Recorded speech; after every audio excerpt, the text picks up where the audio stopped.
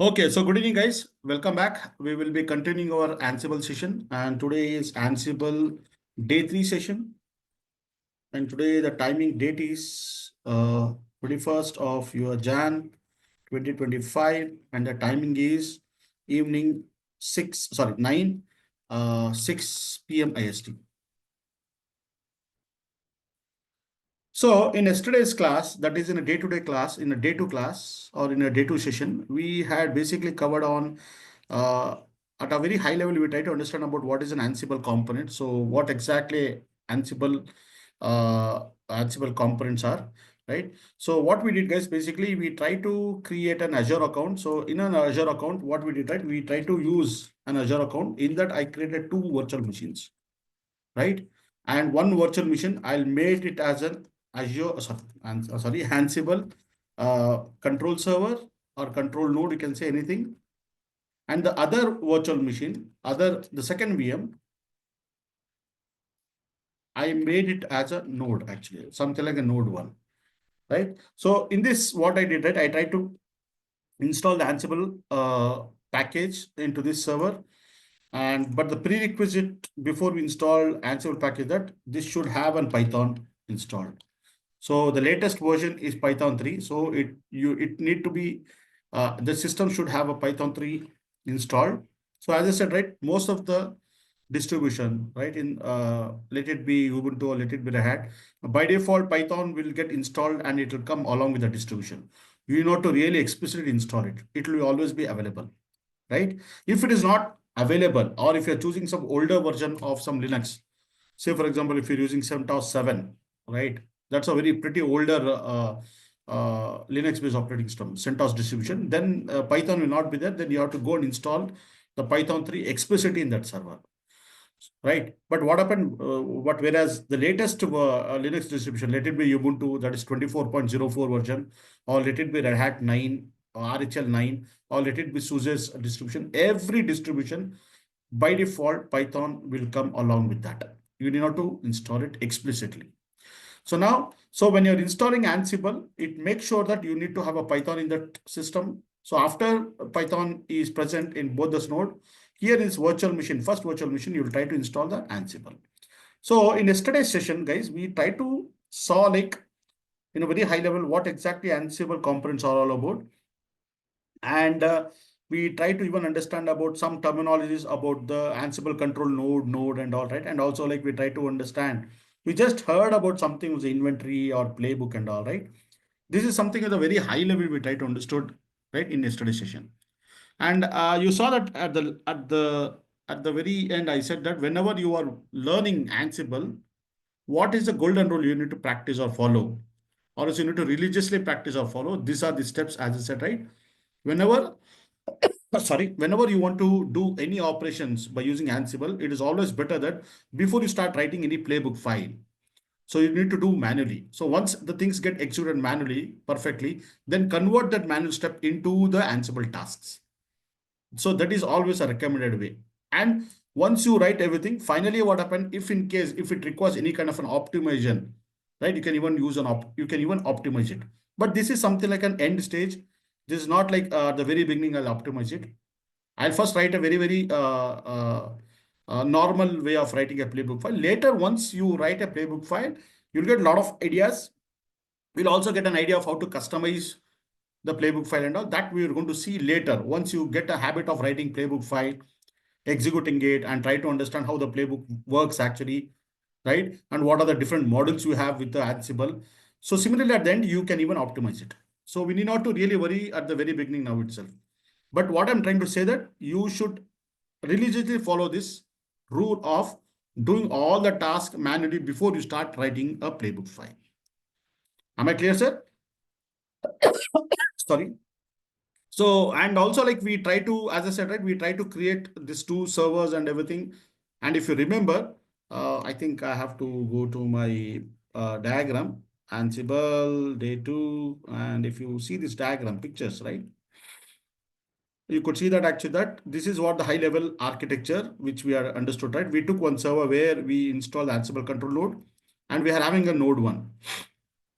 And what we did basically, right, while creating this server, we created a user by name Ansible admin. right? And we understood that whenever we are creating any user in Azure, right, with this name, with name. Suppose, for example, I give something like a Rajesh as a name while creating account, while creating a virtual machine. That Rajesh user by default will be it act like a pseudo user because we gave a name as Ansible admin, Ansible ADM admin. This is a username and this is a password which I said.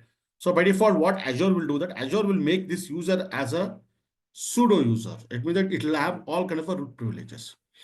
So why I'm saying this because guys, whenever from your Ansible control node, you're communicating with the node 1 or node 2 or node 3, always the communication happens via with the help with the username itself. Okay.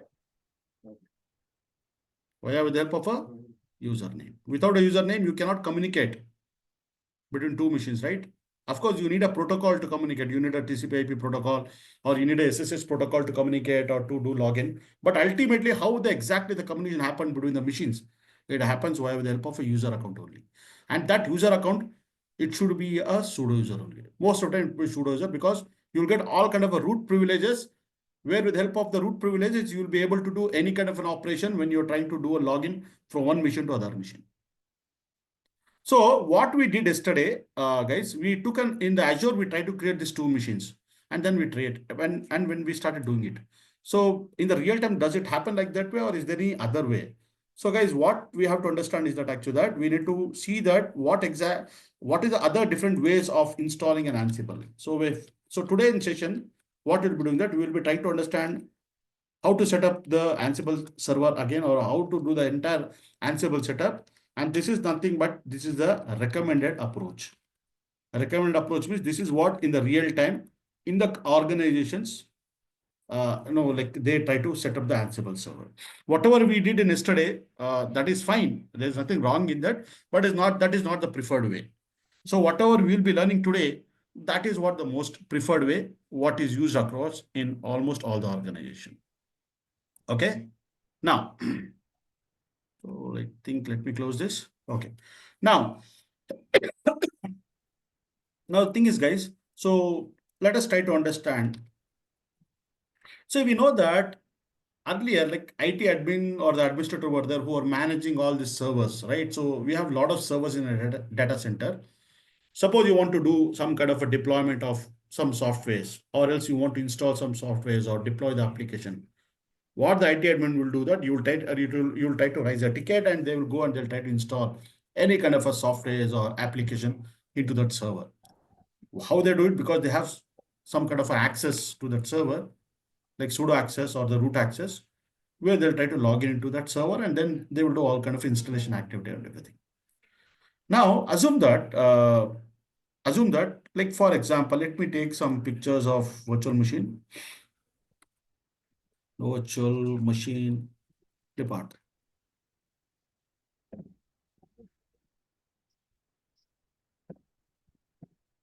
Guys, please always mute yourself. So I can take anything. I think I have to go with the server part, right? Not virtual machine server. Yeah. So assume that, okay, let me take some server. Okay, this is a server. So this is a server I'm having. Assume that you are having some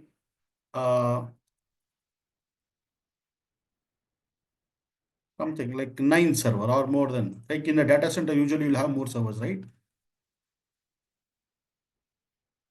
So assume that you're having so many servers. Here I'm showing the picture, some 9 servers. In the real time, in the data centers, you'll be having more than, like you'll be having more than 900 servers. Consider that in your data center, you're having around 900 servers you're having. Now, assume that you have a user actually. You have a user. So there's a user, like there's a user. So consider that this user have to log into each and every server, right? So assume that there are nine servers are there here. Consider there are 900 servers are there in data center. Now what is happening that this user want to do some operation onto all these servers. Now the thing is, the guys, do you think that in the real time, suppose assume that this Rajesh, this username is something like a Kiran. I'm just taking some name, Kiran. Now assume that this Kiran has to log into each and every machine and he has to do some operation. Do you think that in each and every server they are going to go and create the user account by name Kiran? Assume that there are 900 servers are there. In all the 900 servers, the user Kiran and the password, something, whatever, it has to get set or it has to get created. Right? Assume that if Kiran is one person like that, whom they have to create so many user accounts in almost all the servers. Assume that there are 100 users are there. For all the 100 users, you have to create all the 100 user accounts for each and every server to do some operations. Right? So is it practically possible? Right? It is quite difficult, right? Like you cannot manage so many user accounts, everything, right? So usually what happened in the real time, what happened, right? So what in the industry they do that actually basically they will try to create one user, uh, they'll try to create one user, a very common user. So they'll create a user and this is basically it will be a kind of a, what is it? I can say is a service account user, some service account user will be there. So what they do basically, guys, this service user account, what are the user account is there, right? They will try to create this user. It's a very common user account. They'll try to have this user account. And what they do basically, like, they will try to create this service user account in all these servers actually. In all these servers. They'll try to create this user account in all these servers. That's how they do it in the real time. It's something like, or else they will try to create some administrator username. So you know that the admin usually in the organization, you have an admin. So we know that whenever he want to log into this machine, he will be logging either as an administrator, that's a very common user where it will get the full privilege on that server. Or else what happened, right? They will create some common LDAP user, which will have a kind of a administrative permission, and that common user will be there in each and every server. So whenever the administrator want to log in into the server, they will log in with that LDAP account and they'll be able to do any kind of an operation. So this becomes very simple. It means that if you have one common service account, so what you can do that you can have that common service account in each and every server. So whenever a user want to do any operation onto that server, he need not to really log in with his user account name, right? Suppose, for example, Kiran want to log in and he want to do an operation. There's no requirement for him to log in with his LDAP username and password into this server. He can use this common server account, and through the common server account, he can log in and he can do any kind of an operation. Right? So that's how what happened, right? Usually in the organization, what they do that they will have one separate server, which we call as a jump server, or we call it a Bastion server. So what the Kiran will be do that Kiran will log into the Bastion server. So here consider that this is a Bastion server. So I'm not going in detail, guys, but I'm just telling a very high level. Why I'm saying you, because that we will be understanding why I'm saying all these things, because we'll try to understand the Ansible setup. So that's the reason. So what this will act like a jump server, or we call the stager server, something. In some organization they call the stager, or some organization they call the jump server, or else even we can call it as a Bastion server. So more or this all these terminologies are same, one are the same. So what this Kiran user will do that he will try to log into this jump user. Once he logs into this server through a common service account, he will try to log in with that name actually. Right. So what they will do that they'll make sure that they'll configure in such a way that this server, when he's trying to log in from this server to this server, it doesn't ask any password at all. He can directly log in into this server with the help of that common service account. So why they are doing this? Because that it makes the life easy you to manage the whole administrative process. You know to really create a lot of user accounts, and it is also very difficult to create. It's not one or two. There are hundreds of thousands of servers will be there in the data centers. You cannot create a user account, specific user account for all the users in all the servers. It's not possible. Practically, it is very difficult to manage and everything. So that's what happened, right? You will have a common user account, and then you'll be able to log in into that server. And in today's time, you know that most of the people are using SSO login authentication, right? With one single sign-on, you will be able, if you log in one server with the help of an SSO, then what happened? It will allow you to log into any other server or any other application without asking password. So it means that one time, the first time you'll be using your LDAP credentials, right? Log in with an SSO authentication. Once the SSO is done, then there is no need to give any kind of user account a password. Directly it will allow you to log into that server or the application without authentication, without any passwords like that, right? So that anyhow, we will see that later. I'm just saying that. So why I'm saying all these things? Because guys, so it means that you need to have some common account through which you want to communicate. So same thing in case of your Ansible server also. What we do basically is that actually like we'll have a servers. We have a server. So this is a server like this. This will be called as an Ansible control node, Ansible control server or control node or control server. And there's one more node what we'll be having. This is nothing but your, your node one actually. Now, whenever you want to make a very easy way of communicating with the Ansible control server to the node one. So basically what you have to do that you need to create a user actually. You need to create a user. You need to create a very specific user. You need to create it. You need to create a user actually. A very common user you need to create. So here in the Ansible server, control server also, you'll create one user account. And even the same user account with the same name, you'll also create even in node one also. And this user account will have all kind of a privileges. It will be that it will have all kind of a sudo permission. So now what happened, whenever the Ansible, it want to do any operation under the node one, it can do an operation to the node one with the help of this common user name. Or you can call this as a service account also, anything, right? Here we call it just a username. So this is the concept behind whatever I told, right? The concept behind is that actually, so today you are having node one. Tomorrow what happened? You'll have a node 2, node 3, node 4. You'll have n number of nodes to be managed by the same Ansible control server, right? Then in that case, how you're going to do the communication from the Ansible control server to the node 1, node 2, node 3, node 4 like that, you'll be able to communicate with the help of the same common user account what you created. So this user account should be there in every node, node 1, node 2, node 3, node 4 like that. Then the Ansible control server can able to communicate with any of the nodes actually. Am I clear on this until here? Guys, do you have any questions so far? Kiran? So guys, No, I sir. would request that whatever we do today, whatever the class we're going to do, it could be 1.5 hours or 2 hours, whatever it might be. First, please try to understand carefully whatever I'm doing, theory and practical. Try to understand the whole stuff because the same, whatever I do the installation today, the setup or installation today, the same thing will be using the same setup throughout our completion of the Ansible course. Here, don't miss any of the things. Carefully understand everything and try to do the same practicals even in your cloud account. It means that whatever the setup which I'm going to do today, the same setup should be there in your account also. If you delay in creating all this account or create all these accounts, user accounts means AWS or Azure account. If you delay in creating the account, delay in creating the setup and all, it will be keep delaying, guys.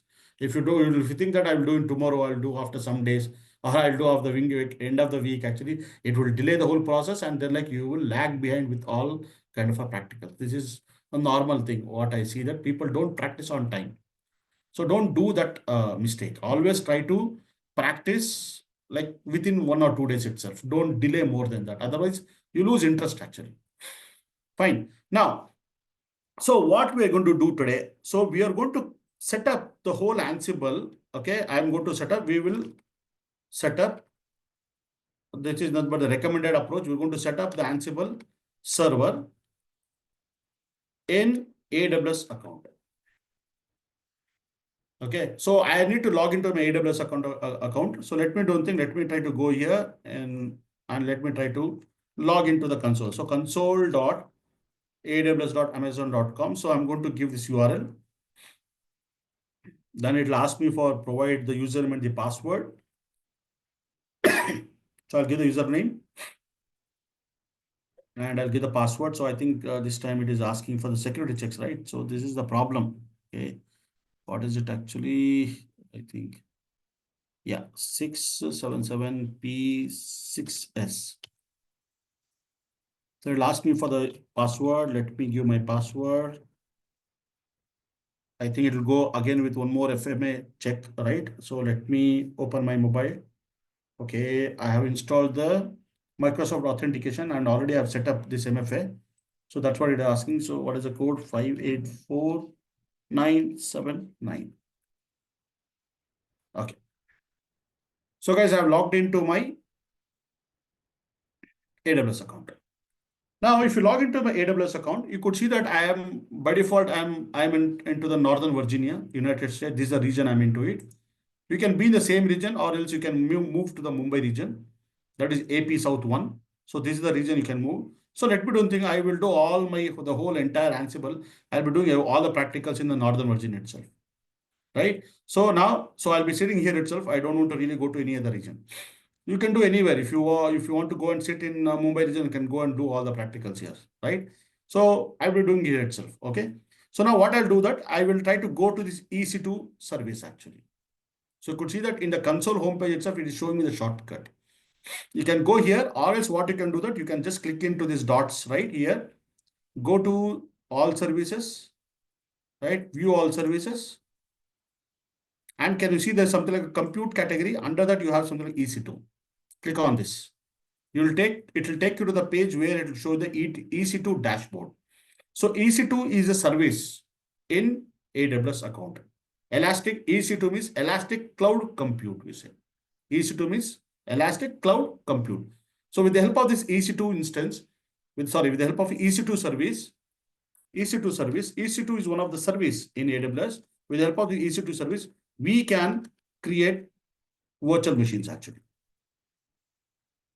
That's the reason I need to use this service EC2. Anyhow, most of you are already aware of it, right? So if I go and click on the instances here, and you could see that there are no machines in my account. It means that under the Northern Virginia, there are no EC2 instances which are currently present in this region actually. Am I clear, sir? So now what I have to do, guys, I need to basically create a virtual machines, and I need to basically create a virtual machine and do all the setups. Now, before we do all the things, now the thing is that, guys, if you come back to this diagram, now the thing is that actually like how this user, or for example, Kiran want to connect to this virtual machine. He can connect with the help of some service account username, and assume that the service account username, this service account has some username and the password. So what he will do that he will try to log into this machine by providing the service account, common service account username and the password. So it will prompt for the password. He'll give the password. So Kiran can able to log into this server and do the operation. But in the real time, guys, whenever you want to log into the machine, there is you don't provide any kind of a password. So usually what happened, right? The authentication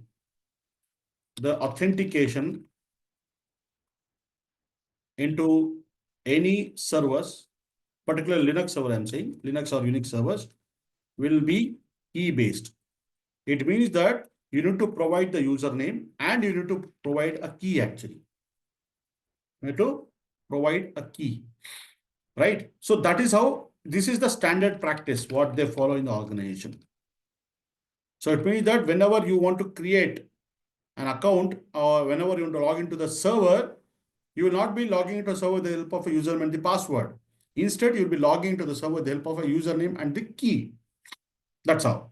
Now, usually what happened that you have something known as a public key and a private key. So what is it? Key. So let me go to it, and let me just go with the key pairs part.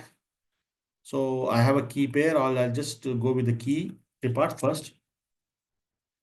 Yeah. So I have this key actually. So let me copy this key. So basically, guys, what will happen that you have this key actually. You have this key. You have this key actually. So I'll take one more key diagram. Something.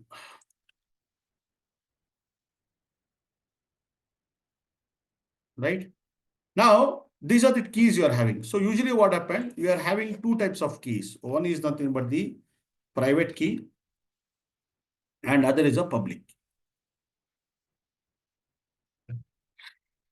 Okay, so this is a private key and this is a public key. Now, say for example, if an Ansible control server, it want to log in or it want to communicate with the node 1. So there is some specific user is there. So it will provide, you need to use that specific user. And for logging in, it will ask you for the credentials. It means that it will ask you for the authentication. Then you need to give the information about the keys. So usually what happens, the Ansible server will try to maintain the private key within it actually. It will try to maintain a private key like this. Private key is maintained by your Ansible control server. Whereas the public key, one second guys.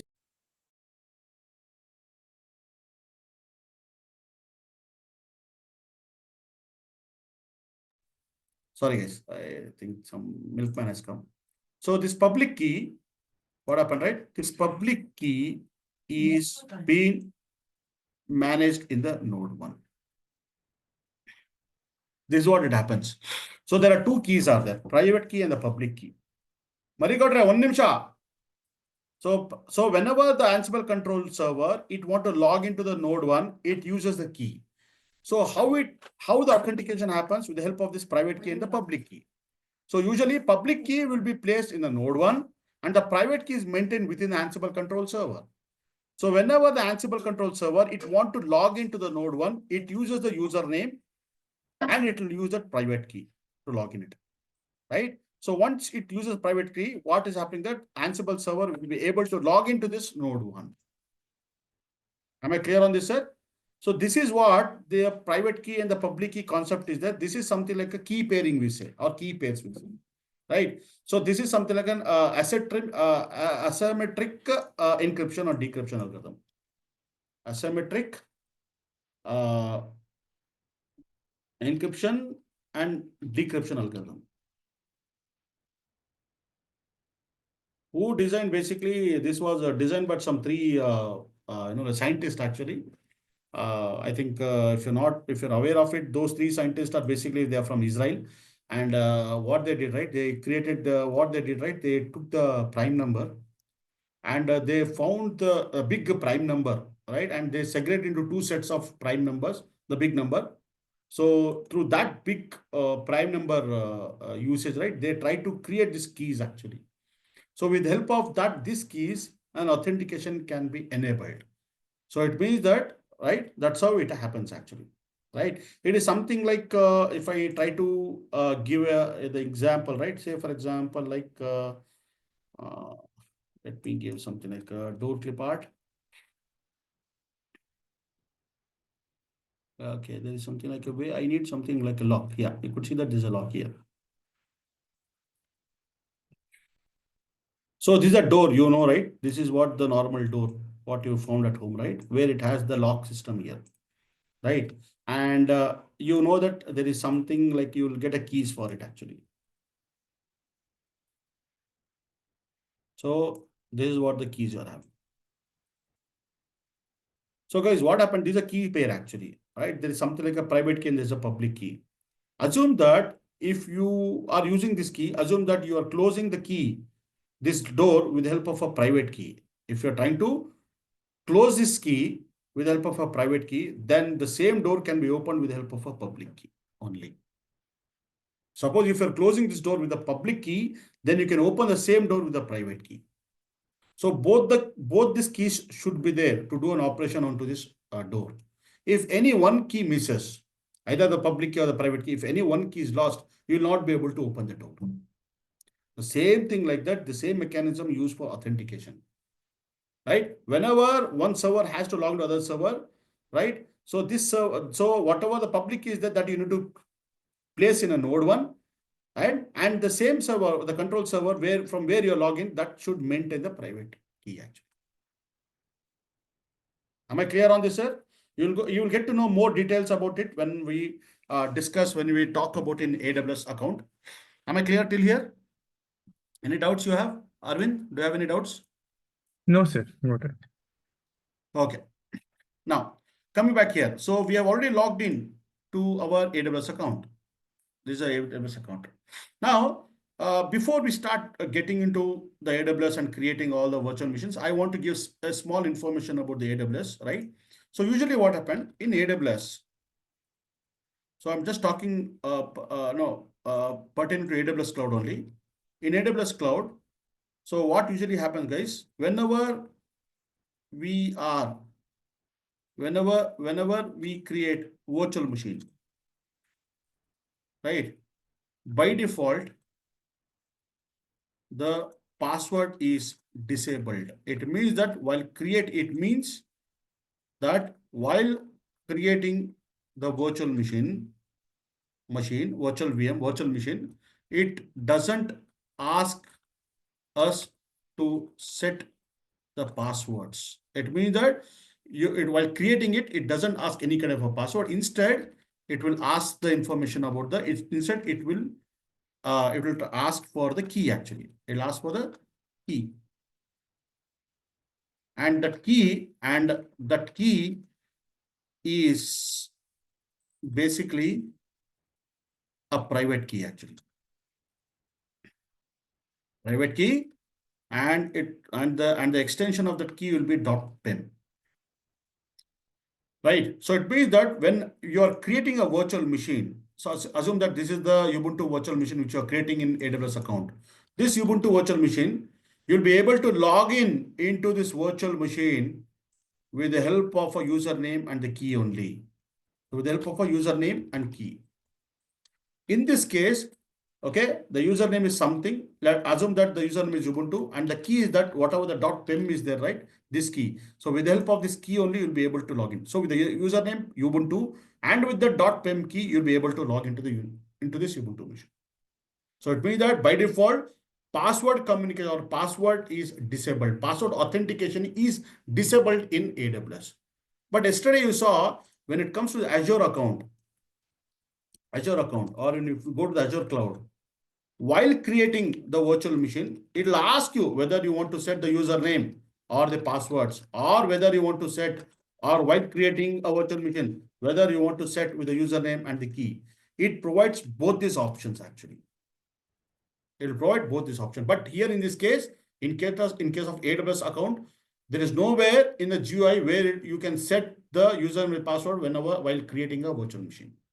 This is what you need to understand. It means that at any case, you cannot log into the server with the help of a username and password because you cannot set the password at all while creating a virtual machine.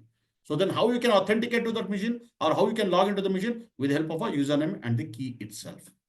Am I clear on this, sir? Till here? Okay. So in that case, Rajesh, when I'm creating an AWS account, I'm creating a virtual machine, do I have to pass some kind of a key, right? Yes, you have to pass a key. Now, if you come down here, if you see the left side, can you see something like a key pair? Yeah, just click on it. So right now, there are no keys are available. Either you can create a key or assume that you're already having a key in your system. You want to import that key, you can use this operation also. So anyway, either you want to freshly create a new key or you want to import an already existing key, both can be done. Right now, I don't have any key to be imported. I will go with creating a key pair itself. So if you click on the key pair, it'll ask you to give the key pair name. Let me give the name as an Ansible, right? So I'll give the name as Ansible. You can give any name. You can give your name. I can give Rajesh or you can give Mahesh, anything. I'm just giving a name as an Ansible. Okay. Now, there are two ways are there to create a key. One is an RSA, right? And one is a ED25519. What are these two things? So guys, these are the two algorithms what we are having. So RSA is more secure than the ED25519.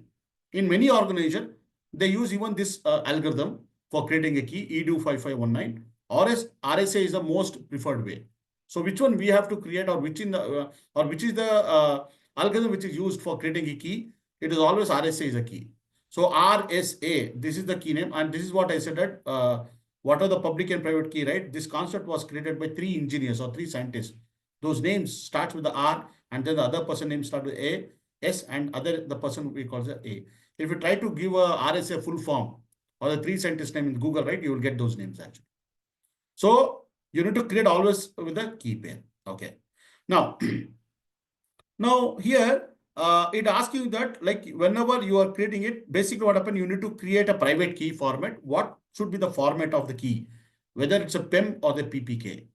Suppose guys, what happened that earlier when it comes to the Windows 7 or Windows 7 or before that or Windows 8, what happened, right? Like whenever you want to log into the Linux machine, right? Suppose that you're in Windows 7 or Windows 8, whenever you want to log into the Linux machine, you need to have something known as a putty software. Putty software is required. Now the putty software in turn, it needs a .ppk file for the authentication. It means that whenever it want to log into the Linux machine, you use some third-party software as a putty, but putty always expects a ppk file format only. It means that whenever you're creating a private key, it should be in a .ppk format. But today what happened, guys, we have been working on the latest Windows 10 or Windows 11, right? This is the latest Windows which is available. So in that case, what happened, right? We don't need putty at all now.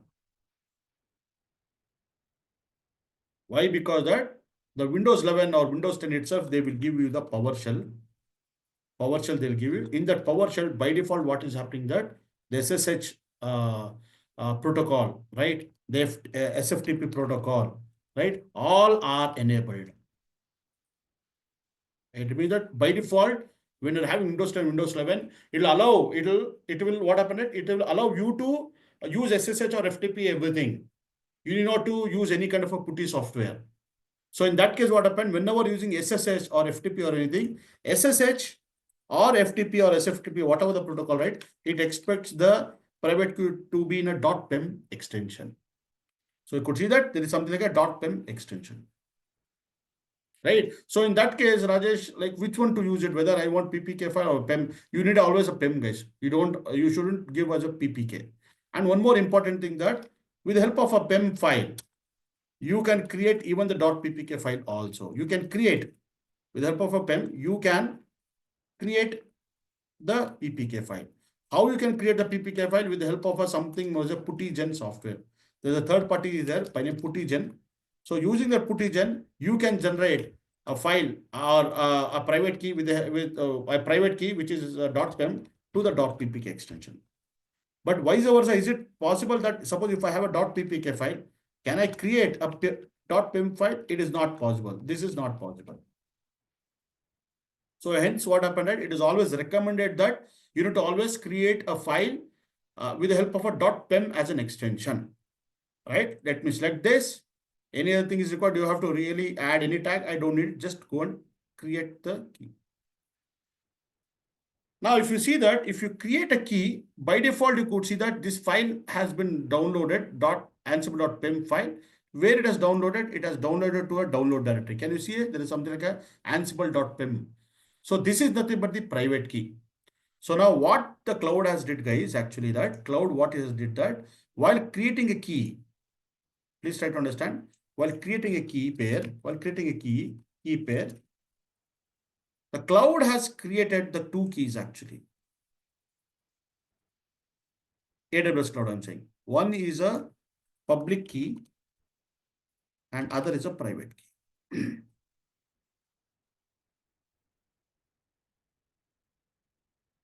So in our case, the private key is ansible.pem.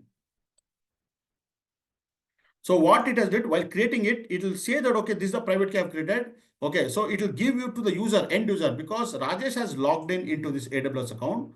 Hence what happened, I'm able to download this PEM file. Automatically download will happen. So what happened that the public key is maintained by the cloud itself. This is maintained by the cloud internally, AWS cloud. So AWS cloud will maintain the public key. So now what happened that whenever the user, when he's creating a machine, virtual machine, obviously he'll try to give this key name while creating it so that this key is used for authentication. So once you create a key, what happened, right? Once you use this key, right, the virtual machine will get created. But then later, whenever you want to log into this server, onto this server, it could be Ubuntu or Red Hat or anything, he'll be using this key.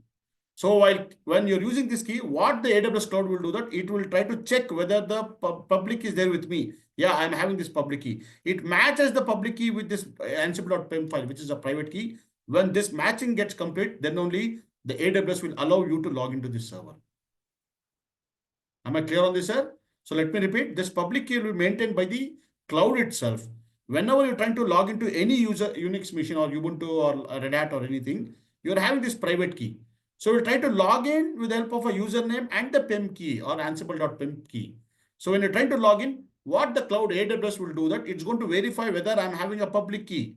Yes, it is having. So it'll try to match with this private key with the public key. When the matching gets successfully completed, then only the AWS cloud will allow you to log in into this server.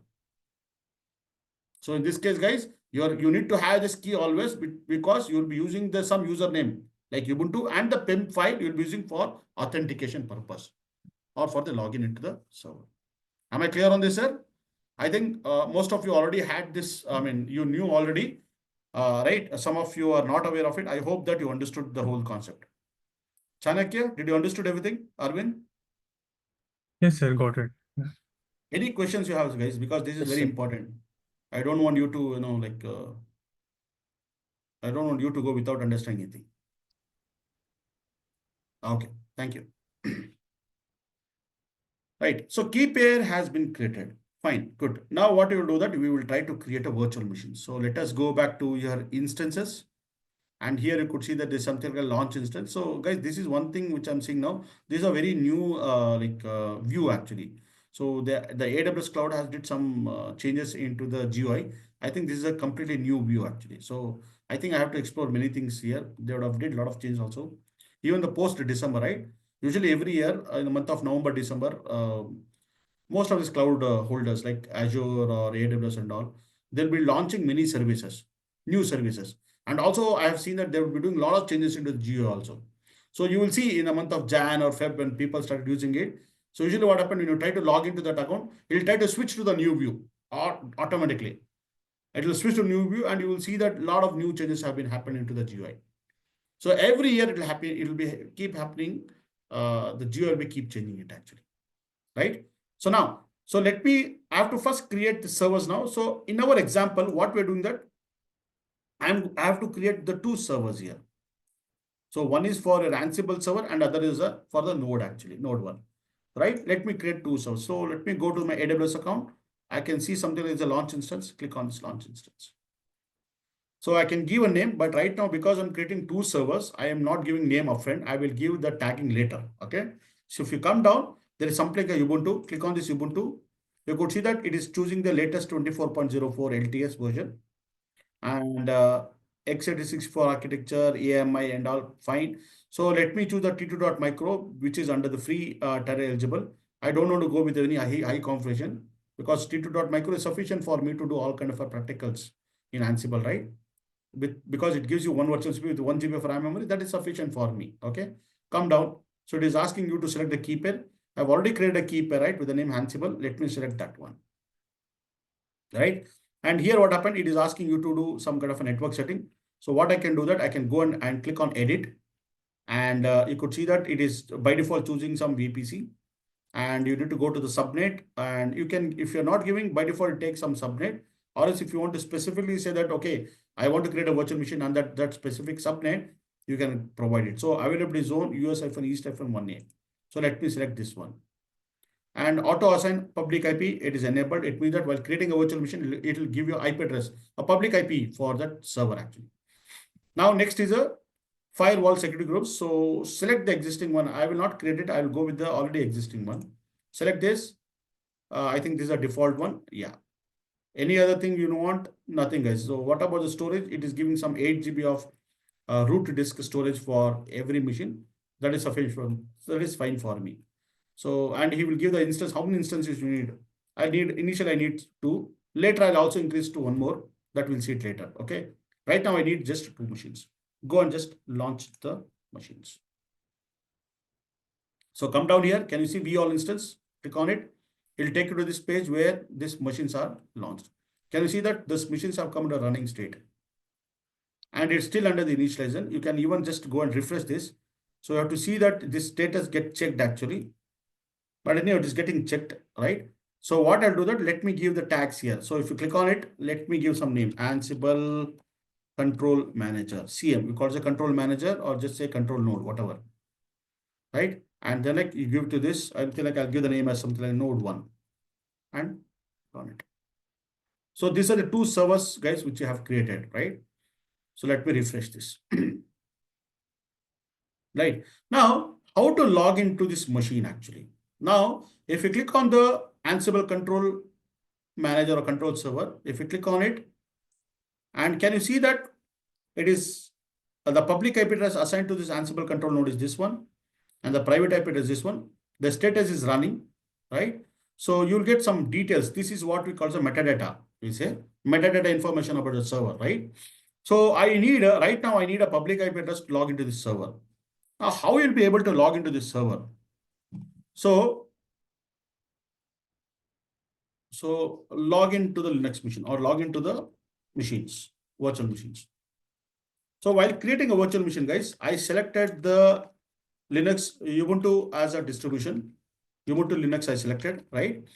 And I provided the key also like ansible.pem.key. I just pointed out that I need to have this key. I'll be using this key for authentication purpose, right? Now, whenever you want to log into any Linux machine or any Linux or Unix machine, you use a SSH protocol or use a SSH command to log in it. So what is an option you give? Usually what happened that whenever you're trying to do an SSH, we always give you SSH and you will provide the username at the rate and you will provide the IP address or you can even provide the host name. This is what we do it. So when you do an SSH, give the username at the rate and give the IP address. So basically what happened that this SSH will ask you for the password actually. It will ask you for the password. It means that while doing an SSH to that username, right, onto the server, it asks you the password. But here, as you know that when I created this virtual machine, there is no provision me to give a password because what AWS has did that AWS by default has disabled the password authentication. It is a passwordless it is a password authentication. They have disabled it actually. Who has disabled it? The AWS cloud itself has disabled it. So it means that no, there is no chance of logging into the server with the help of a password. You need to log into the server with the help of a keys itself actually. That's how they already did it. So why they did it, guys? Because it's their own design choice.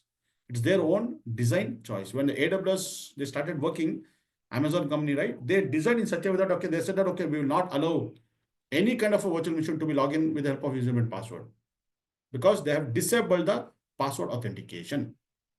So in that case, what I have to do that? So okay, Rajesh, I have a username and I know the public IP of the server, but I need to log in it. So then it means that you need to pass a key actually. So to pass a key means then you have to use a SSH -i. -i means you need to provide a key, a private key. So what is that? Path to the PEM key. In our case, the PEM key is ansible.pem, right? And then specify the username at the rate, give the IP address or your host name, anything. This is the command which we use for log into the Linux machine. Now, as I said, right here, because I'm using Windows 11, so Windows 11 by default, what it will provide me the PowerShell, and by default in that PowerShell, the SSH comes along with that. So it means that there is something like we call the WSL. Okay, okay, Windows for Linux, Windows shell. Windows shell Linux. That's why it means that by default you will get a Linux shell along with the Windows itself. That Windows will provide you a Linux shell where you can do any kind of operation under the Linux. Even this PowerShell also, it will give you all kind of a feature, right? So it could be SSH or it could be SFTP or FTP or whatever might be, right? So now what I will do, guys, I will try to launch the terminal. So I'll launch this terminal. This is what terminal you have to launch it.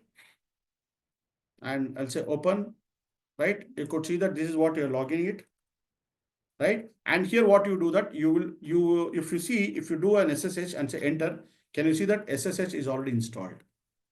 By default will come, you need to explicitly do it actually, right? And if you try to do an SFTP, see SFTP is also there.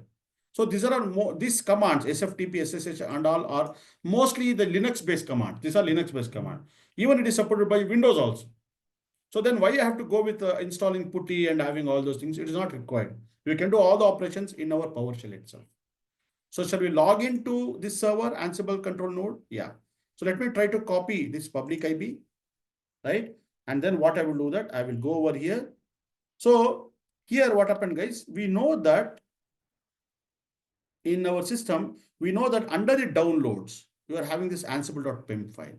So shall I copy this whole path and go here and do cd to that path? See, you are under downloads.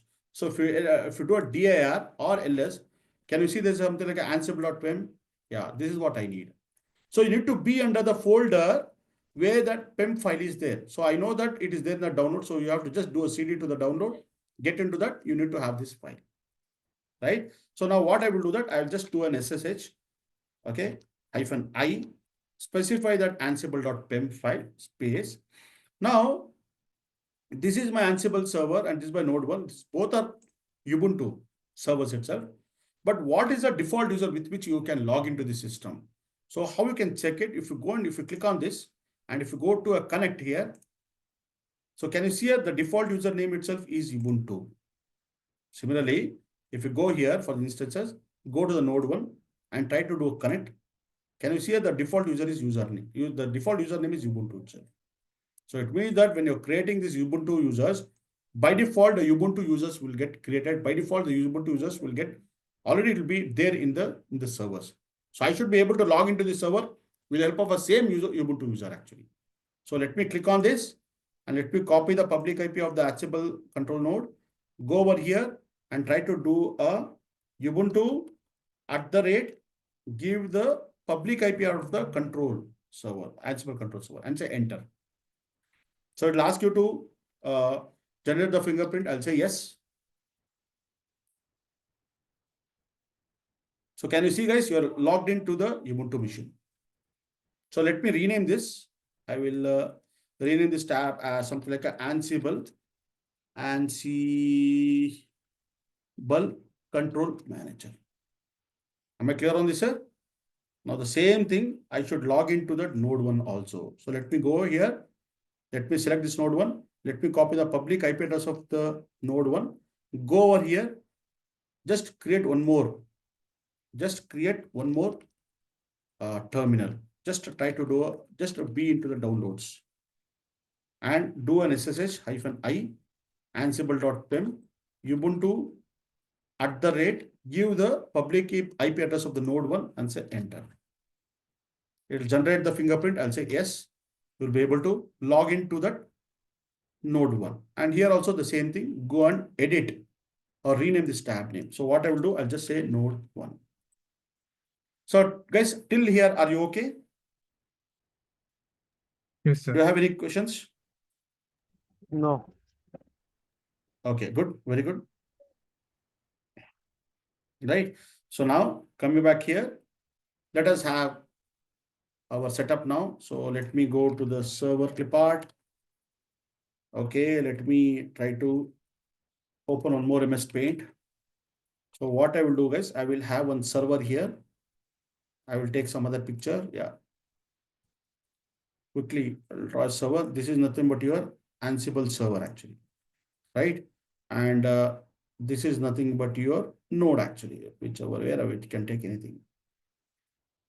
Yeah, this is nothing but the node actually. So consider that you are having here one node actually, right? This is a node 1, but in the real time, you'll be having multiple nodes like node 1, node 2, like the 2 nodes will be there, or node 3, node 4, n number of nodes you can have it, right? So now here what is happening is that actually that you need to have, right? In this server, what you're doing that, this we call it as a Ansible control server or control node, whatever we say. And here what happened that you need to install the Ansible. Right? You need to install the Ansible. So anyway, we'll be doing that also as part of it. So Ansible you need to install. Before the Ansible installed, you need to verify whether the Python is there or not. So Python also you need to check it out actually. Python icon depart.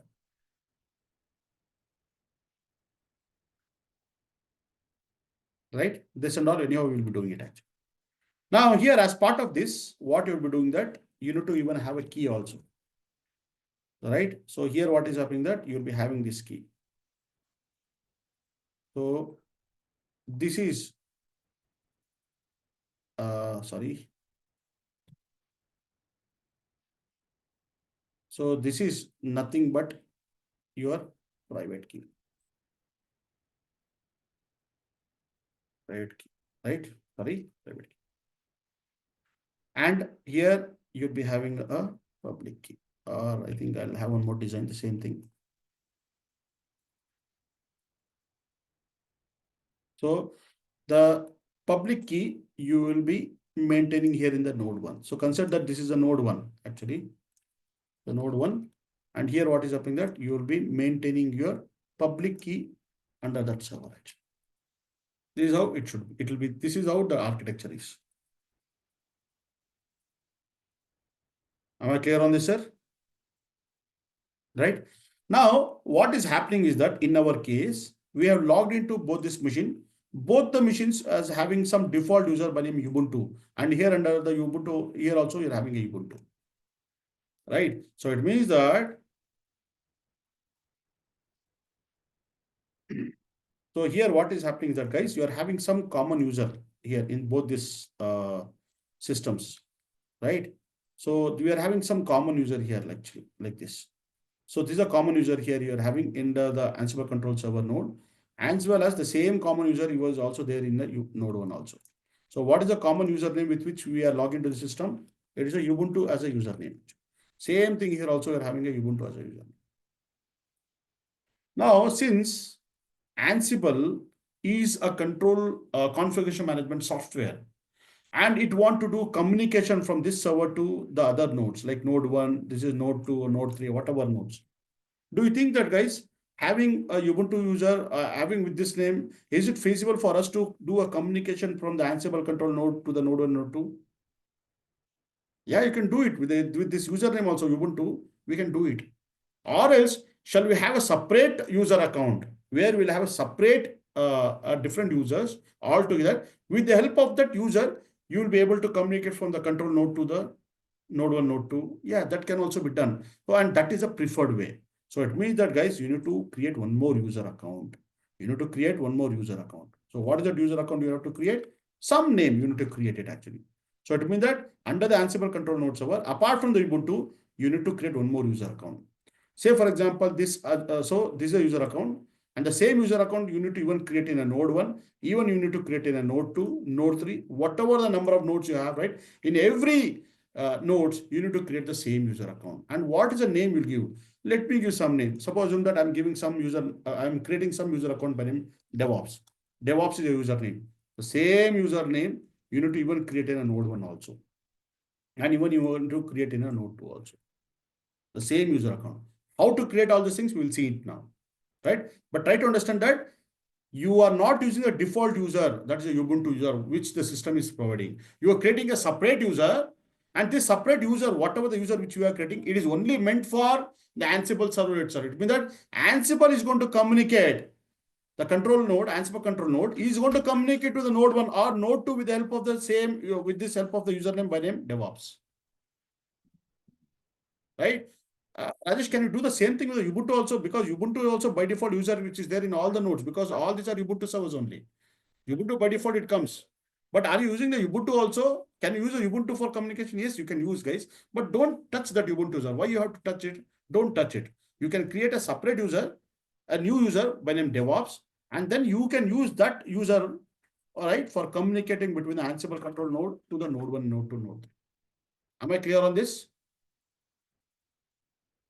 So Rajesh, this is the practice which is followed while setuping. Yes, this is what they do. It means that they will create some common user or some specific user which is only meant for communicating between the Ansible control node to the node 1, node 2, node 3, or whatever the nodes actually.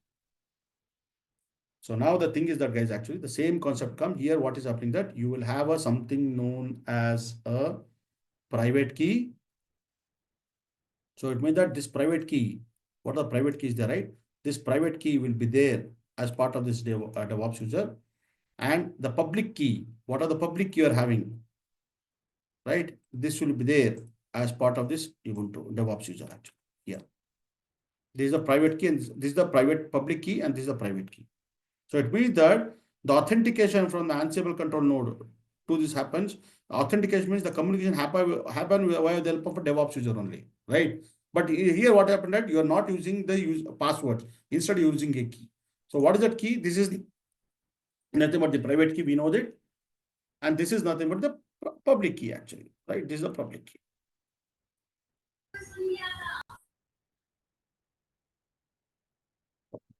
So Rajesh, if there are 100 servers, so on each server we have to log in and create this user DevOps. Yes, that is there. Now, what happened right now, you say that, okay, Rajesh, there are 100 nodes are there. So do you have to go and literally create 100 user accounts, the same user in all the 100 nodes? Yes, sir, you have to do it. Okay, then it's a tedious task, right? Yes, it's a tedious task. Then in that case, how to optimize it? Okay, we'll see it later. Don't worry about that. We can optimize it. Is it a way where we can automate all the tasks for creating the same common user for all the 100 nodes? Yeah, it is there. So those provisions are there. Don't worry. So right now, today, what we're learning that, okay, I'm having just two nodes, node 1, node 2.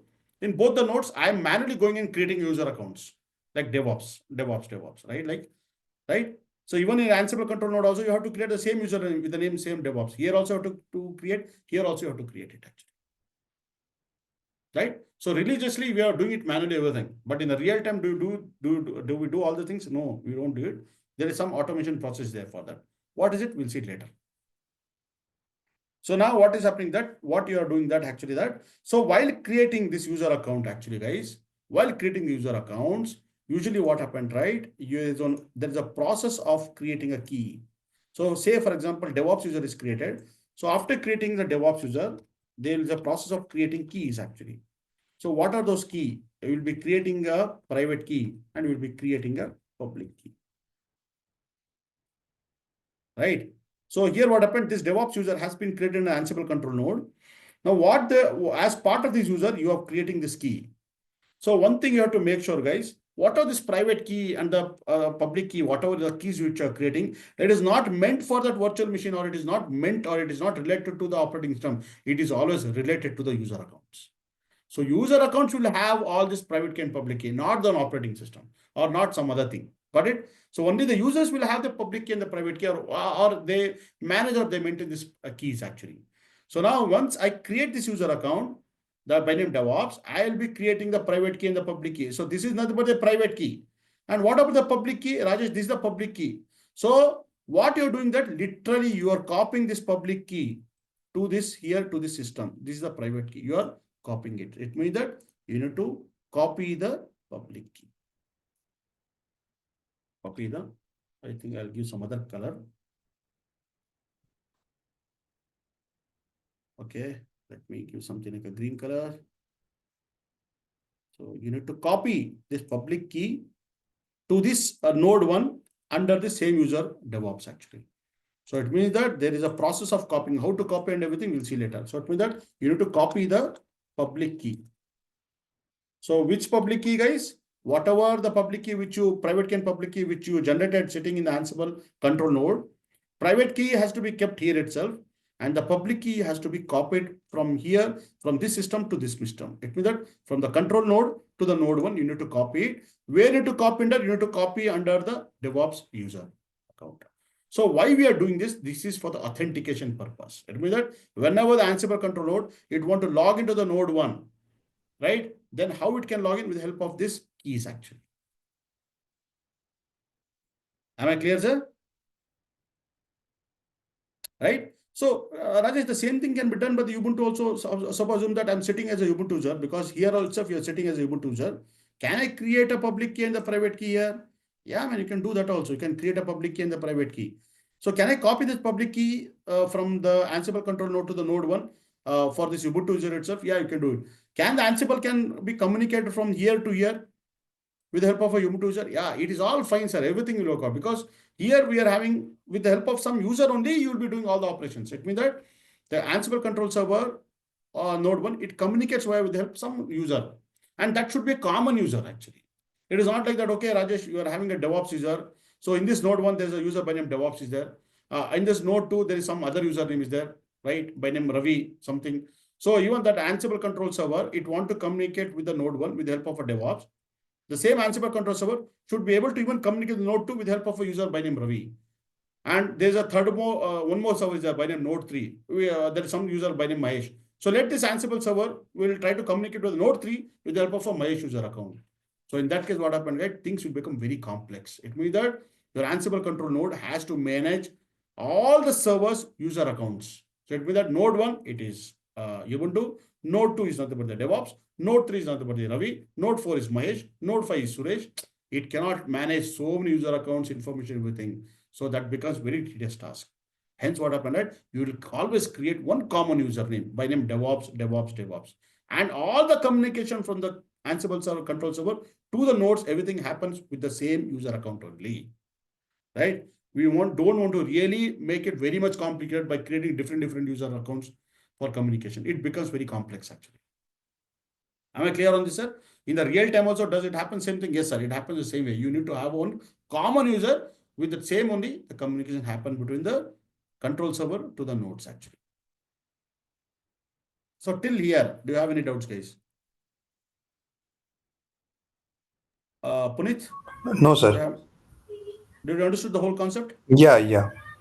Very clear, right? Yes. Okay, sir. So shall we do all these things practical? Yes, sir. We will do all these things practically. Now, the thing is that, guys, here. Okay, very good. Now, the thing is that the Ansible.pem file, it is there in my local download folder. It means that is there in my local laptop. And this is what the Ansible control node is there. So I need to somehow copy that file from my local into this Ansible server actually, or into this node or into this server. Is it possible? Yes, you can do it. How to do it? So you can exit it out. And then if you do an up arrow mark key, you can see that there is an SSH command is there. Instead of SSH command, let me do one thing. Let me do a SFTP, file transfer protocol, SFTP -I, and then give the PEM key. So I can give the PEM key and then give the same username at the rate. This is nothing but the Ansible server public IP address, and say enter. And say enter.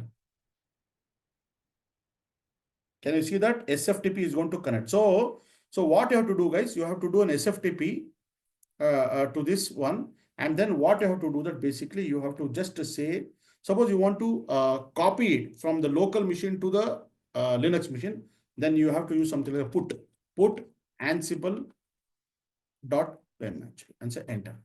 Can you see here? You have uploaded it. It means that from your local machine, local laptop, you have uploaded that to your Ansible control. So from your local laptop, here in the local laptop, this is a local laptop, right? Where you are having that Ansible.pem file under the downloads. Under the downloads folder, you are having that Ansible.pem file, right? How you are able to copy it with the help of an SFTP command, SFTP. Okay, secure file transfer protocol, right? So you could see that I'm able to copy it actually. Once you're copying it, you can just say bye. And you could see that if I do an SSH to that server, so I'm able to do an SSH to the Ansible control server. Now, if you do an LS, can you see that Ansible.pem file has been there? Yes. Did you understood, guys, whatever I did?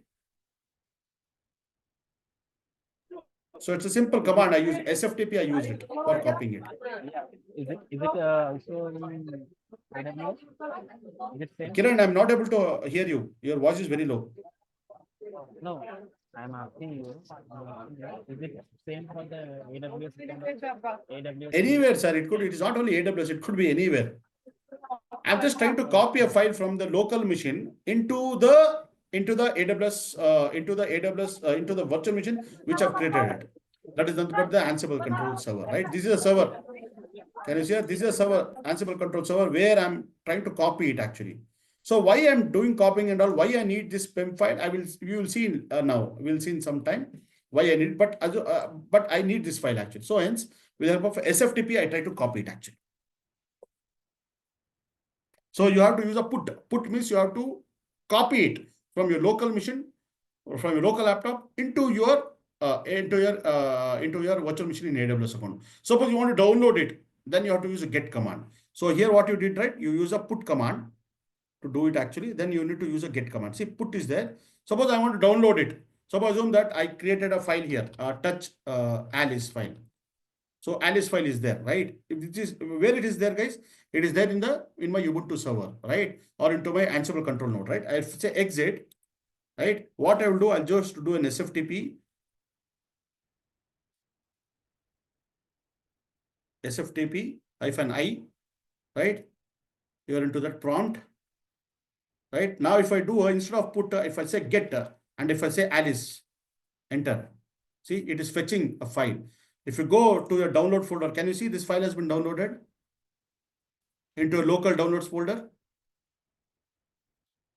Am I clear, sir? So, sir, get it to copy Yes, yes, from yes. the Ubuntu server to the local, Yes, right? yes. Don't worry, guys. If you're not aware of this FTP and all, I will take a separate session on FTP. This is one of the FTP is file transfer protocol. We use a lot in the industry. Whenever you want to copy a file from one server to other server anywhere, you can use either the FTP or if there's something like a FileZilla is there. FileZilla also can be used for copying from one server to other server. There are many methods are there, right, to copy it everything from one server to other server. So SFTP or FTP is one of the most used, mm, protocols for doing copying or downloading the files and all. Am I clear, sir? So don't worry, anyhow, we will be covering it, all these things later in a detailed way. Okay. So let me say exit or I'll say bye and try to log into my SSH. Sorry, let me try to do SSH to the Ansible control server. Right. So now, now the first thing is that as per the diagram, Rajesh, you said that I'll be doing everything with the help of some username, like DevOps I'll create everywhere. Like for example, DevOps I'll create in the Ansible control node. I'll also create in the node 1, node 2. Can I do the same thing, whatever you're doing with the help of a DevOps? Can I do the same thing to Ubuntu user? First, let me check whether the Ubuntu, by using a Ubuntu user, Ansible server is able to communicate node 1, node 2, because even node 1, node 2 also has a same user Ubuntu. So can I do it? Yeah, you can do it, man, no problem. Later, after that, once the Ubuntu it works, right? Later we will try to create a user account by name DevOps and then do the same operation, whatever it was doing earlier by the Ubuntu, right? So can we do it? Yeah. So, but before we do everything, guys, we know that in this both this node 1 as well as Ansible control, right? Oh man, this is something like which will be keep logging out. Okay, I'll have to check it. So Ansible control server, right? So let me check whether the Python is there or not. So how to verify it? I'll just say Python 3-FN version. We know that we need to check this whether Python is there or not with the help of this command. Yeah, Python is installed. So that's a prerequisite. So whenever you want to install Ansible, right, you need to have a Python. Same thing in the node 1. Whether I have the Python 3 is there, yeah, it will be there, obviously. Right? So this is there. Very good. So now what I have to do, guys? I have to go and install the Ansible. So yesterday you saw that, right? How to install Ansible. So I'll just say installing Ansible. I'll just say installing Ansible. If you try to search in the Google, you will get this official documentation. But since we are installing through a distributed way, so hence you have to just open this link actually. Installing Ansible onto a specific operating system, right? Open, right click, go here, come down. If you see that there is something like a Ubuntu, installing Ansible on Ubuntu, go here, you need to religiously copy paste this, all these 4 lines. So copy and paste it. Oh, sorry. Why it is not copied properly? So copy it, paste it. Yeah. Copy it and paste it.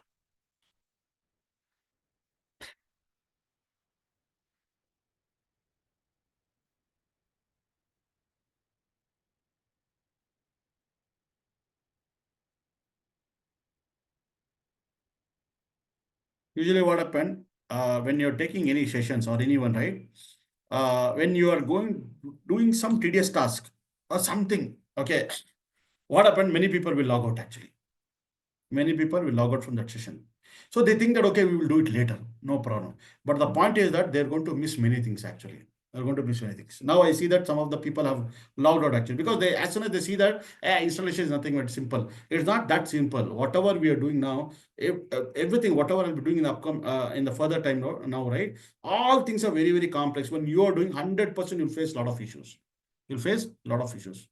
So I always observe this that people, when you are teaching something very complex or anything very, very important, no, people will immediately they log out from the call or from that training actually. So don't do that, guys, actually. So don't even think that, okay, it's all simple. No, I need not to learn anything. This is what the very basic, this is what we are setting a base now. Once you learn this everything, right, slowly, whatever the upcoming session says, right, you'll be able to easily grasp everything.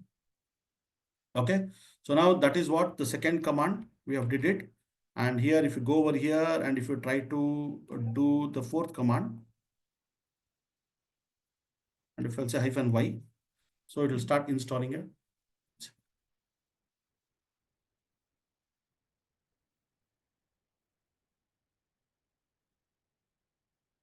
Okay. So what about the node 1? Do I have to install anything in node 1 when it comes to this diagram? Do I have to install anything in node 1? No, there's no need of installing anything, because only one thing is required is Python should be there in the node 1 or in node 2. Right? Apart from that, there is no special software to be installed under the nodes. And even like installing the Ansible is also very lightweight, because only one package you're installing, Ansible, right? So this is a very lightweight and easy to install. Easy installation is nothing but the Ansible itself. So the same thing, what we see that even installing Jenkins is also quite simple. Quite simple, because you need to follow some 2 or 3 commands to install the Jenkins, right? One is the prerequisite that you need to install the Java, Java runtime, you need to install it, right? Either Java 17 or Java 11 or Java 21. After that, you will start installing the Jenkins. So it is very quite easy, guys. Both if you see the way the setup is done for the Ansible, the same way even the setup is even done for the Jenkins also. When you're learning Jenkins, the same thing. If you're working on the distributed system where you're having a Jenkins server as a master node, and then we're having something like a slave nodes, like or the worker nodes, right? There you follow the same practice. How I'm doing here, right? The same thing even followed in Jenkins also. Okay, so I think now the Ansible is installed. How to verify it? How to verify it? You have to just say Ansible-FN version. So you will see that you'll be able to execute this command. If you execute this command, if you're getting this output, it means that the Ansible is installed. Now, one thing is, guys, now when I try to copy through an FTP, SFTP, when I try to copy this Ansible.pem file, let me remove this Alice file. Okay, when you try to copy this Ansible file, Ansible.pem file, if you see the permission, can you see it is having a permission of 664. So usually what happened, right? Whenever you're having any PEM file or the private key file, you shouldn't expose so much permission. So usually what happened, right? You need to reduce the permission, or you need to give a minimal permission. For that, what I have to do that? I have to just say sudo chmod 400 and then specify that ansible.pem file. Enter. And when you do an ls-al or ls-l, can you see that now you have changed the permission? So Rajesh, is this the permission is required always for the private key or the PEM file? Yes, sir. This is what the permission you need. You don't need this much of permission. Why I did this? Because we will learn about this after some time, not now. But right now, what happened is I've just changed the permission of the PEM file actually. Is it clear, sir? Now the thing is that, okay, Rajesh, now you have set it, everything. Ansible is there, right? Ansible you already set it, and you are having a Ubuntu user here also, even in the node 1 also. Can we do a communication from the Ansible server to the node 1? Yes, we can communicate. For communication, what happened, right? This server should be there in the same network. So obviously, when we created this server in our AWS account, we created under the same region, that is Northern Virginia, right? So both these servers, Ansible server as well as node 1, they will be there in the same common network actually. It means that you'll be able to reach it out.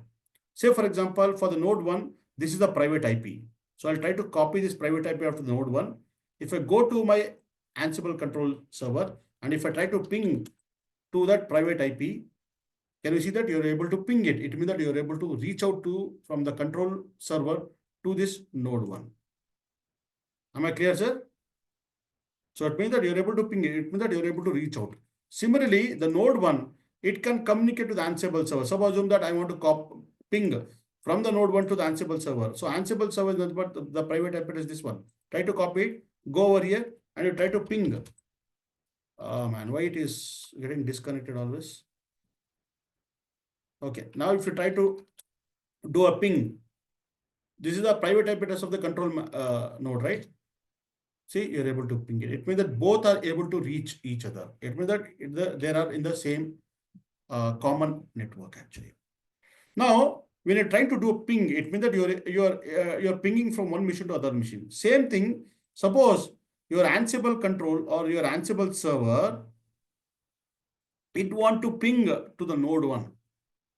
So how it can do it? It can do with the help of a Ansible command. So what is it? I will use.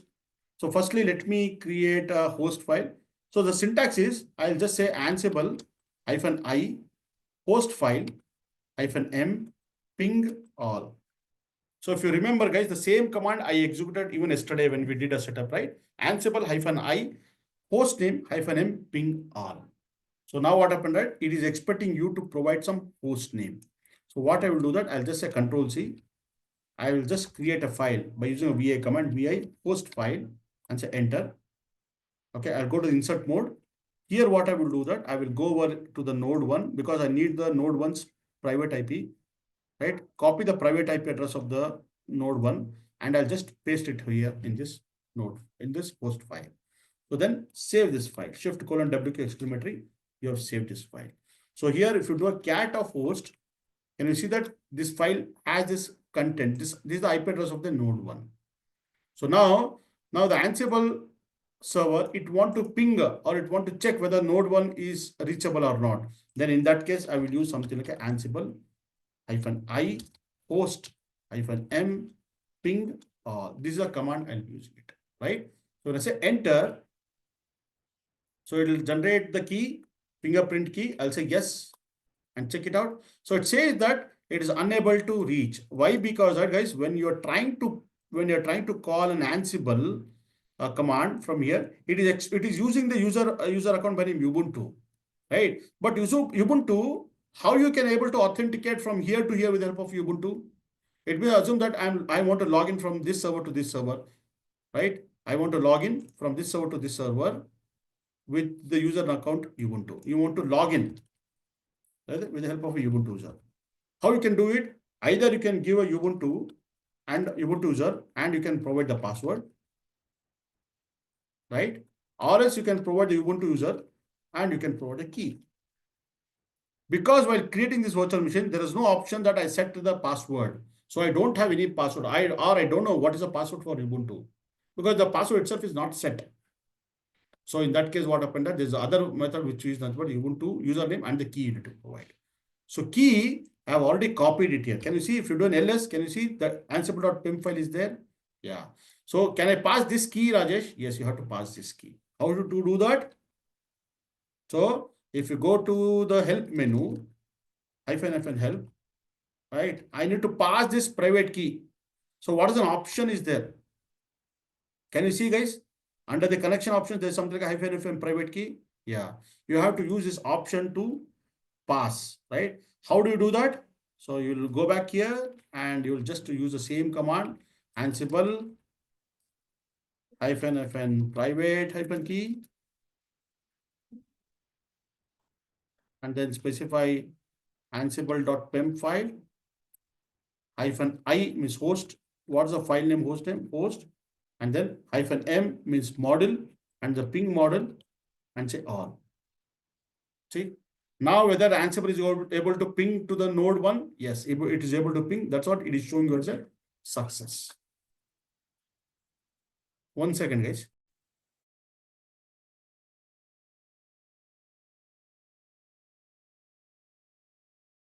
Guys, 1 second. Be available. Maharaja aggressive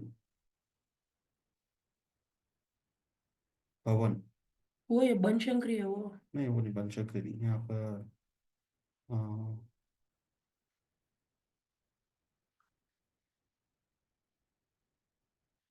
Pawan JP नगर।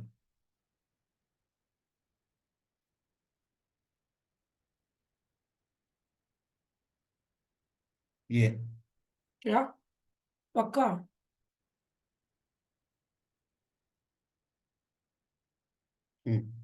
पक्का? So guys, so now right, this is working fine now. So it means that you have to pass the private key or the password or whatever it is there. Since password is not there, I'm passing this private key for the authentication purpose and verify whether the Ansible ping is working or not. So here you could see that it is working. So it is saying that, okay, your Ansible control server, it is able to reach out to this IP address. What is this IP address? This is nothing but the node 1's IP address. Can you see 172.31.12.138? Can you see this IP address? Yes, the same thing. And it is success. And you could see that it is calling, it is using the ping model to ping it.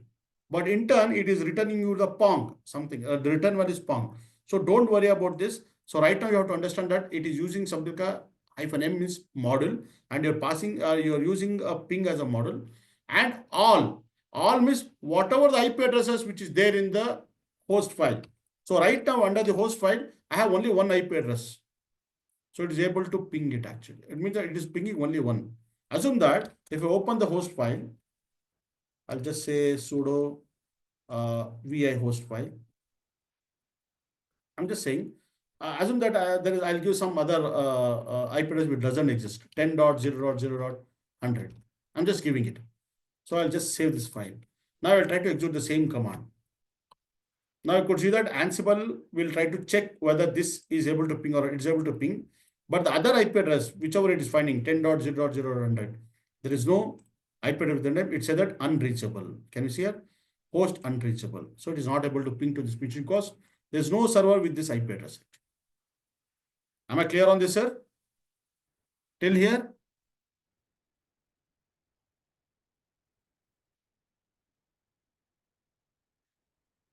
Okay, fine, good. It means that with the help of this Ubuntu, you are able to do a successful ping with the help of an Ansible model. Now, so as we discussed that, this Ubuntu, anyhow, it will be a by default user.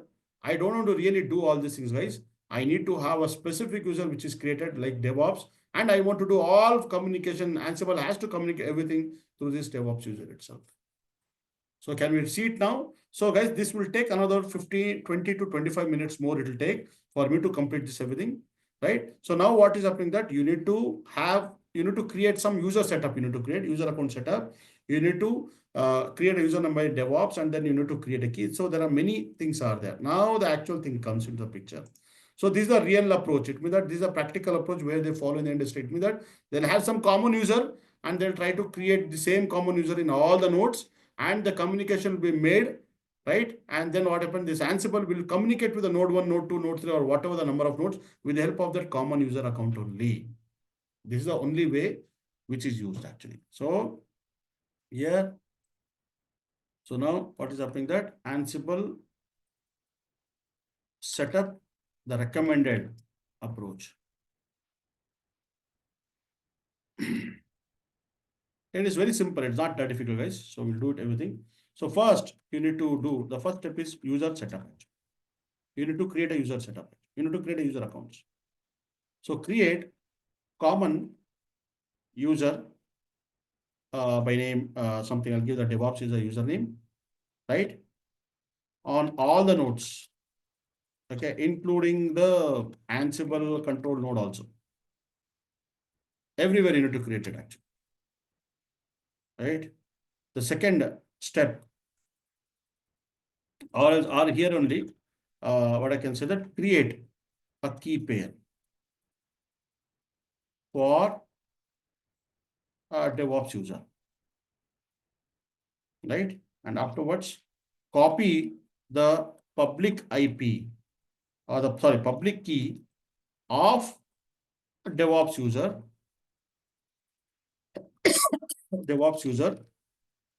from Ansible control node to other nodes. Like in our case, the other node is something here, it is a node 1 actually, right? If you want, I can even create node 2 also, node 3, node 4. So this is what you need to follow it actually, right? Anything else is there? Before that, actually, what I have to make sure that, okay, I don't think, before all these things, ensure password based authentication is set up temporarily, at least till we finish the next steps, right? So it means that So Rajesh, right now, this Ubuntu servers, this Linux servers or whatever the servers, it is not allowing the password-based authentication. So I need to first turn on the password-based authentication. So to turn on the password-based authentication, you have to do these things in both the servers, Ansible control node as well as the node one. Everywhere you have to do the same setup. So for that, there is one file, guys, by name sudo. Anyhow, I will try to give this complete thing, etc ssh ssd_config file. So this is the configuration file which you have to open it and come down here. Right, there is one line by name password authentication. It will be like, can you see there is something like it has been commented here. Password authentication, yes, it is commented here. So what you have to do that, you have to just come here and you need to just remove this hash actually. So it means that you need to allow the password authentication. In some system, what happened, there will be something like a password authentication. No, it will be there. You have to go and you have to replace that no with yes. Am I clear, sir? So once you do it, actually, what is happening that you have to save this file. So what you have to do that here, you have to go here. And after this, what you need to do that, you need to edit the etc ssh ssd_config file. You need to edit this file. You need to edit this file and ensure that password authentication is set to yes. And restart the SSH service. You need to restart the SSH service. How to restart it? Go over here. Once you did the changes into this file, right? It is always better that you need to go and you have to restart it. Sudo service SSD restart. SSH actually. SSH restart. Right? So this is one thing you have to do it. And one more thing I want to tell you, there's one more file is there. You have to just sudo vi etc ssh d_config.d, and there is a file by name cloud-img-settings.conf file. So this is also one of the files. Even I need to even mention this also. Right? Even you need to edit the file and this file, right? And ensure that password authentication is set to that. Yeah, everything. So you need to open this file also. Come over here. Here you could see the password authentication is yes. Sorry, no. You have to change it to yes, and then save this file. So once you did both these changes in both this file, etc ssd_conf as well as this file, you need to restart the SSH service. So you have to use a sudo service SSD restart. Or else people do sudo systemctl restart SSH like this. And to check the status, how you do that? You do a sudo systemctl status SSH actually like this. So it means that when you check the status, can you see that the SSH service is actively running? So while restarting, after restarting, you see that this has to become in active mode. So shall we do the same thing in the node 1? Yes, we have to do the same thing in node 1. So what to do there? Quickly go to the login to the node 1. This is the node 1. Right? Now sudo vi etc ssh ssd_config. Open this file. Come here down. And then like change the password authentication. Right here, can you see that? You have to just remove this hash. Right, and save this file. And one more file, sudo vi etc ssh ssd_config.d, and then like you need to open this file 68 cloud settings. Open this file, change this authentication from no to yes, and save this file. So after saving the file, what you need to do that? Okay, let me open this file again. Check. Yeah, it is there. So after opening this file, can you see something like a sudo systemctl restart SSH? So after, to verify or to check it, you have to say systemctl status SSH. You will see that it has come in an active mode. Just now, 7 seconds before it got restarted, right? Am I clear on this, sir? This is the first thing which you need to do it actually. So it means that you need to ensure that the password-based authentication is set up temporarily. So right now I've set a temporary. How you set up temporary? By editing these two files, this and this file. Clear, sir? After that, what happened that you need to create a common user by name DevOps actually. So how to do that?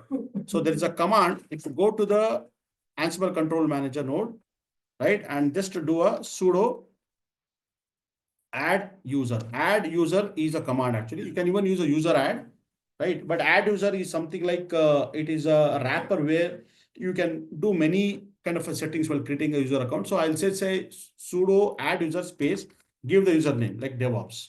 So because as you know, as per the diagram, right, I need to create one username by name DevOps. So I have to do the same operation in all the nodes, including even Ansible control server also, right? So right now I'm under the Ansible control server. So I need to create this user account. So I'll say enter. So you could see that it is asking for the password. Let me give the password as DevOps itself. I'll give a DEVOPS, DevOps, and say enter. DEVOPS, enter. So it'll ask you for giving some details. Don't give anything. Just say enter, enter, enter, enter, and say why. So user account by name DevOps has been created. How do you verify it, right? Whether it's created or not. So you can just say cat of etc possibility. If you open this file, you will be able to see that a user by name DevOps has been created. Am I clear on this, sir? Right?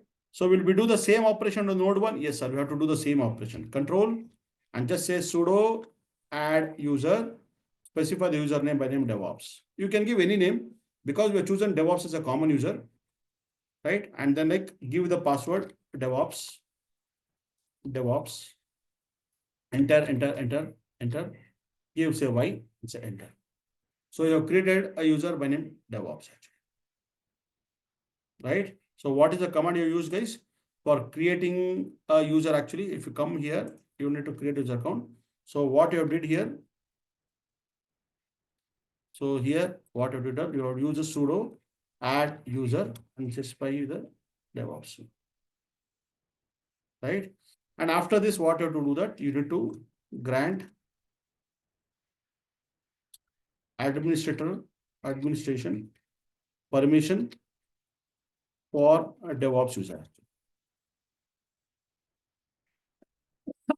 What is this grant and all? We will see it now actually. So to grant it, it means that basically in both this node, in both these servers, like we have created a DevOps user, you need to make this user as a sudo user, or you need to give a super user privilege. So then in that case, what happened that you need to make it under the sudo's list.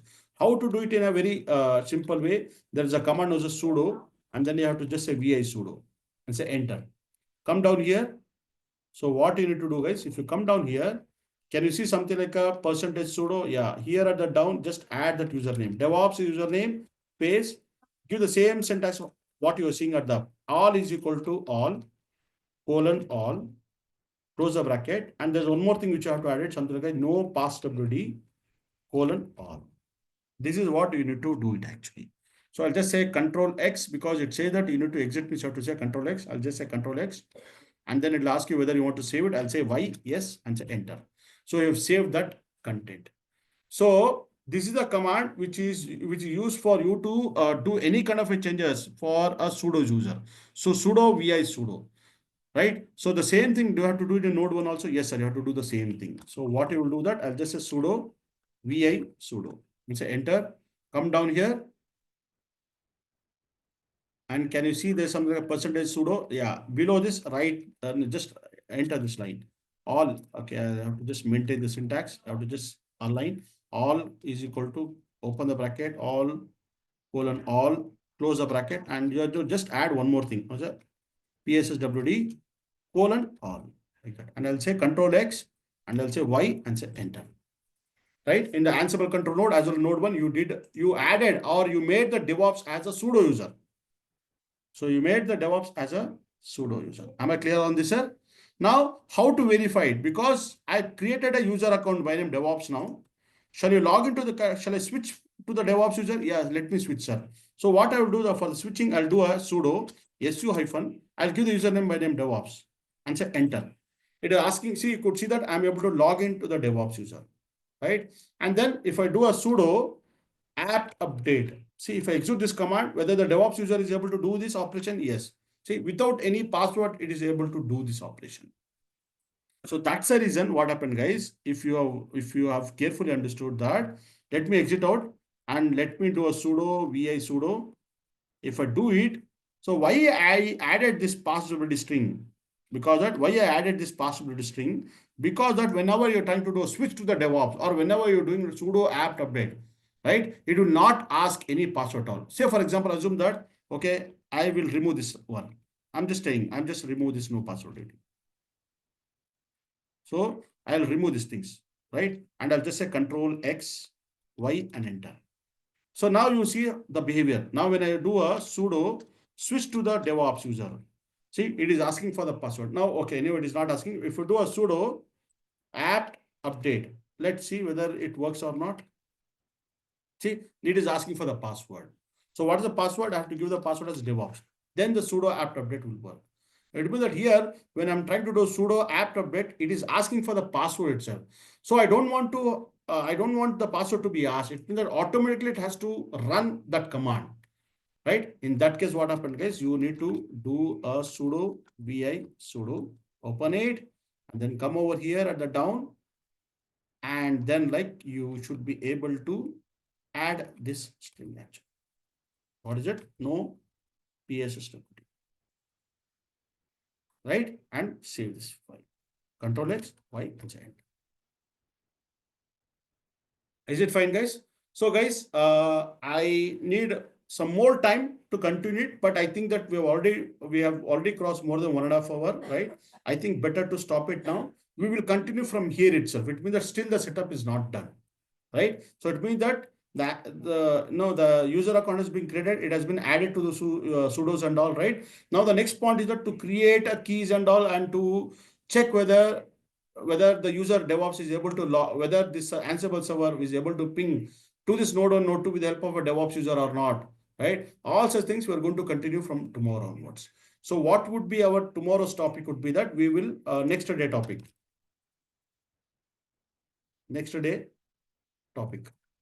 So the next day topic will be that we will continue the setup actually. Continue the setup, right? And also we will, anyhow, we have installed the Ansible. So Ansible, we'll try to understand about the Ansible configurations files. That is very important. We have to understand that. And the third is that we will be learning about the Ansible ad hoc commands. So I think that in tomorrow's session, we will be able to cover up all these topics actually, right? So guys, till here, whatever we did, I will request all of you to do the same practicals and try to set up this whole server. Okay. So tomorrow we will be continuing from this setup itself. Okay. So now what I will do as part of our upcoming sessions and everything, right? I will not destroy these servers actually.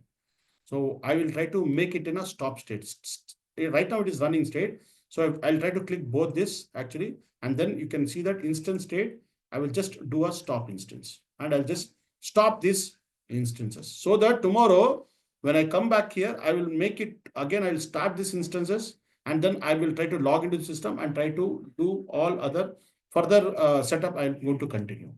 So now in your account, you all should also do the same thing because this is a T2.micro.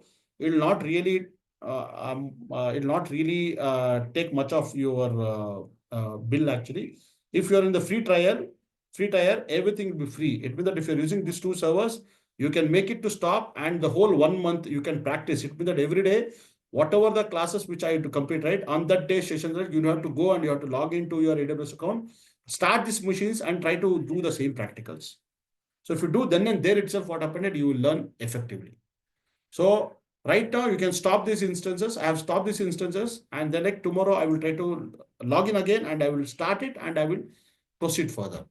So this servers I'm not going to kill or I'm not going to terminate unless and until I complete this whole Ansible course. Am I clear on this?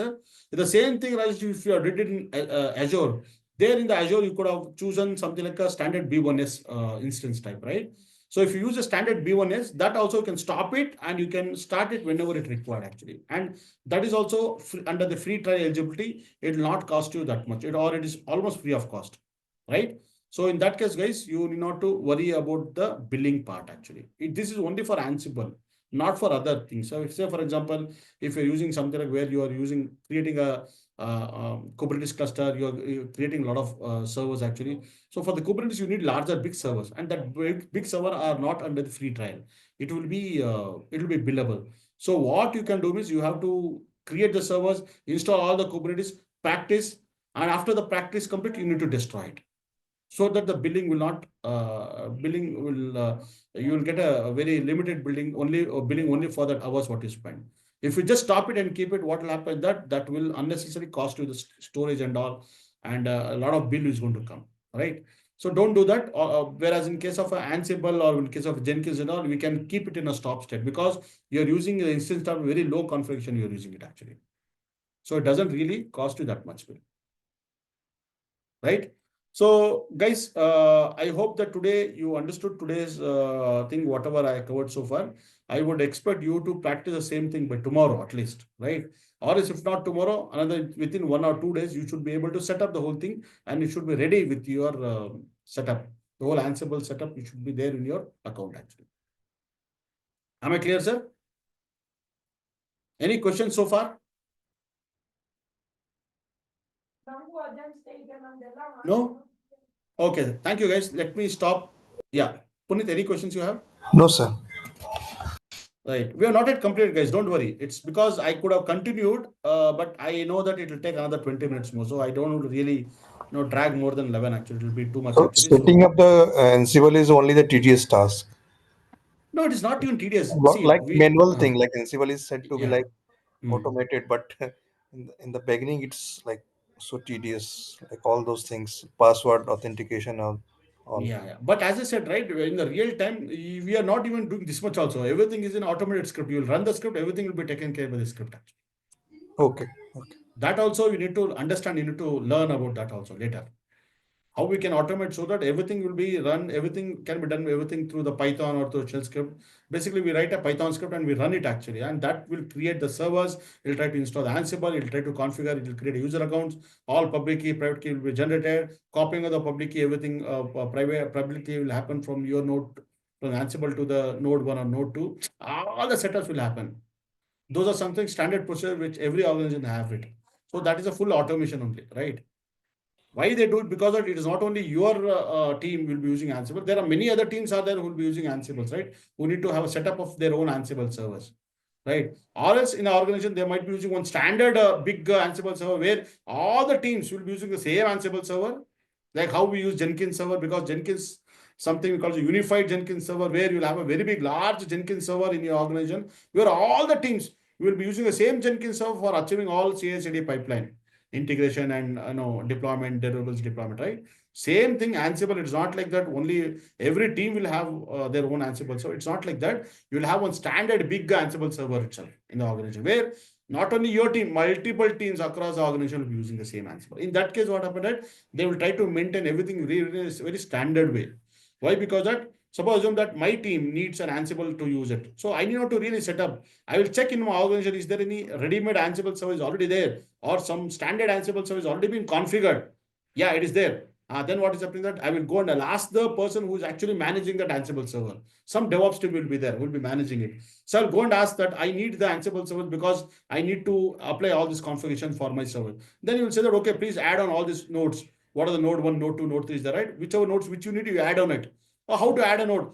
They'll say that you need to have some common user account and all. How to do that? Don't worry. We'll give a script. You run the script. So if you run that script, all the user accounts will get created in your nodes, whatever you are working on that node. And later, all those nodes will be added into the Ansible server inventory, so that the Ansible start communicating with that node which you want to do or which you want to apply the configurations.